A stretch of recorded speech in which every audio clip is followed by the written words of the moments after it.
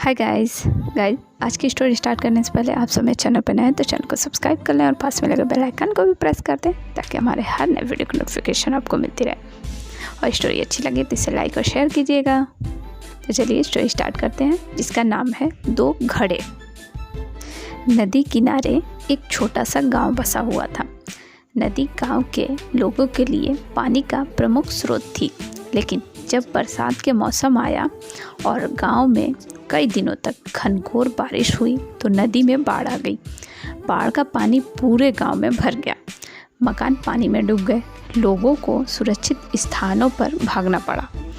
बाढ़ के पानी में लोगों के घरों के कई चीज़ें बहने लगी। उनमें दो घड़े भी थे। एक पीतल का घड़ा था और एक मिट्टी का। दोनों ही घड़े पानी में खुद को बचाने का प्रयत्न कर रहे थे। पीतल के कठोर और मजबूत घड़े ने जब मिट्टी के कमज़ोर घड़े को संघर्ष करते हुए देखा तो सोचने लगा कि मिट्टी का ये कमज़ोर घड़ा आखिर कब तक खुद को डूबने से बचा पाएगा। मुझको इसकी सहायता करनी चाहिए। तो उसने मिट्टी के घड़े से कहा, मित्र सुनो, तुम मिट्टी के बने हुए हो और बहुत कमज़ोर हो। बाढ़ के इस पानी में तुम अधिक दूर तक नहीं जा पाओगे और डूब जाओगे। मेरी बात मानो और मेरे साथ रहो, मैं तुम्हें डूबने से बचा लूँगा।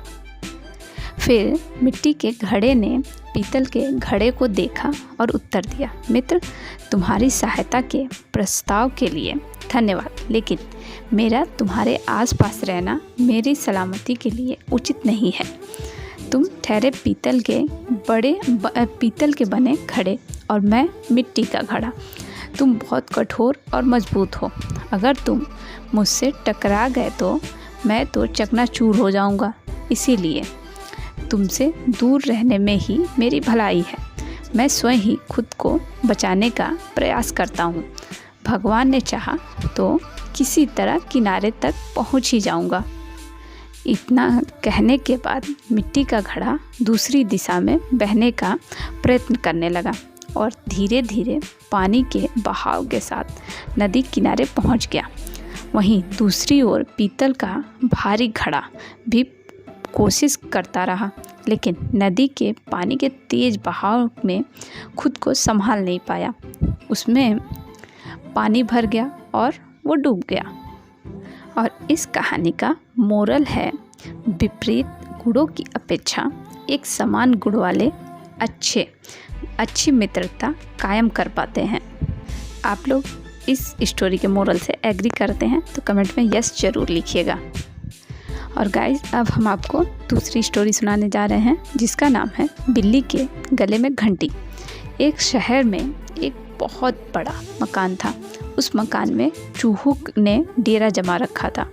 जब भी मौका मिलता वे अपने अपने बिलों से निकलते और सभी खाने की चीज़ों पर अपना हाथ साफ करते, तो कभी घर के अन्य चीज़ें कुतर देते।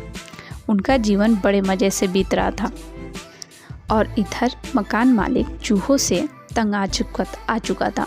इसीलिए वो एक बड़ी सी बिल्ली ले आया और वो बिल्ली उसी घर में रहने लगी। बिल्ली के आने से चूहों का जीना हराम हो गया।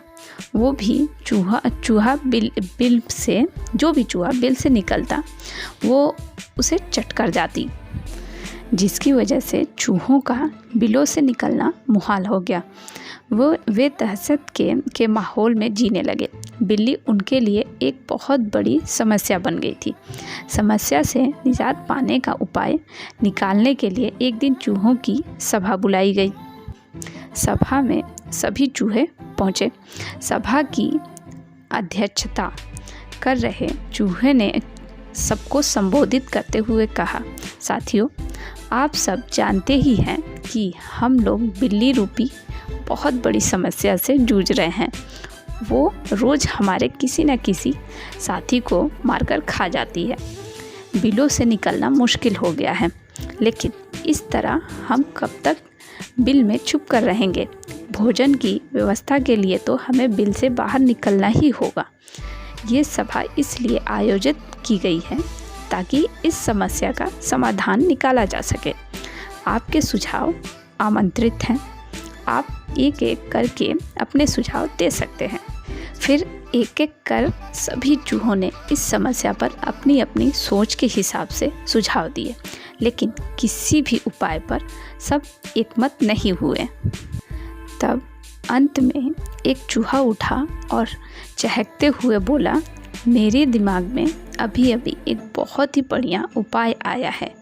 क्यों ना हम बिल्ली के गले में एक घंटी बांध दें। इस तरह बिल्ली जब भी आसपास होगी उस घंटी की आवाज़ से हमें पता चल जाएगा और हम वहाँ से भाग जाएंगे। कहो कैसा लगा उपाय? सारे चूहों को ये उपाय बहुत पसंद आया। वे खुशी से नाचने और झूमने लगे, मानो उनकी समस्या का अंत हो गया हो। तभी एक बूढ़ा और अनुभवी चूहा खड़ा हुआ और बोला, मूर्खों, नाचना गाना बंद करो और ज़रा ये तो बताओ कि बिल्ली के गले में घंटी कौन बांधेगा। ये सुनना था कि चूहों का नाचना गाना बंद हो गया। बिल्ली के गले में घंटी बांधना अपनी जान से हाथ धोना था। कोई इसके लिए तैयार नहीं हुआ। सभा में शांति छा गई। तभी इस शांति को चीरते हुए एक बिल्ली के कदमों की आहट सबके कानों में पड़ी।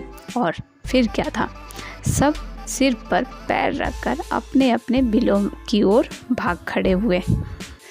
तो मोरल ऑफ द स्टोरी, योजना बनाने का कोई फ़ायदा नहीं यदि उसे लागू ना किया जा सके। ऐसा अक्सर देखा भी गया है और होता भी है। कई लोगों के साथ होता होगा कि बहुत सारी बड़े बड़े ड्रीम्स, योजनाएं बना लेते हैं, उसके बाद सब टाइम फिस हो जाता है। आप सबके साथ ऐसा हुआ है क्या? हमें कमेंट में ज़रूर बताइएगा। और स्टोरी कैसी लगी ये भी बताइएगा। और स्टोरी अच्छी लगी तो इसे लाइक और शेयर कीजिएगा और हमारे चैनल को सब्सक्राइब कीजिएगा।